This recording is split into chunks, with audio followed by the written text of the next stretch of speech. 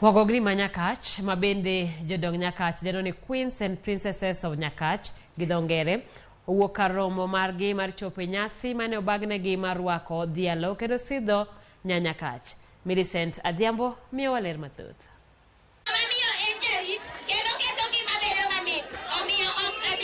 Nyakach kotelnegi kod mama Phoebe Asiyo ne orwak kod nyadhi e nyasi mar sidho kendo dhialogi. Jotelo mopogore kamoting'o mama Aida Odinga, gavana ma Homa Bay Gladys Wanga, jalup gavana ma Kisumu Matthew Zowili e kind jotelo mamoko ne oyuoro.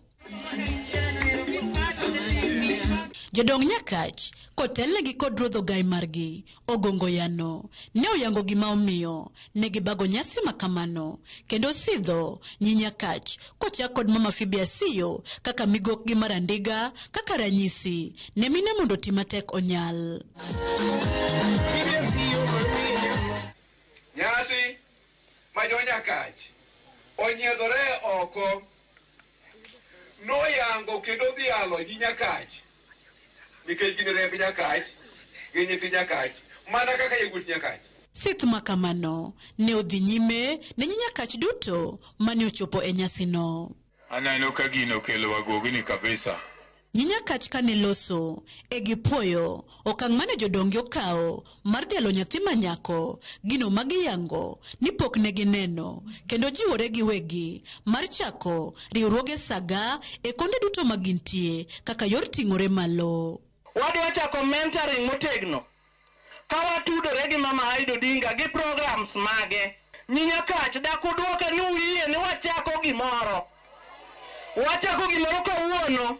Ng'ato ka ng'ato kidok thuru kumi dhiye nyaka idhi form bura moro matin ma Nyakach okamano. Omiyo daher wacho ni janyuol moro amora mani kaka wuono ka nyathini nigi talent wamigi mana support. Jotelo mane oyuoro osiro ahinya nyasino, kata kamano siasa ne oduogo kawo kore e weche motenore kod paro mar chik omenda mag 2023 e kind weche siasa mamoko.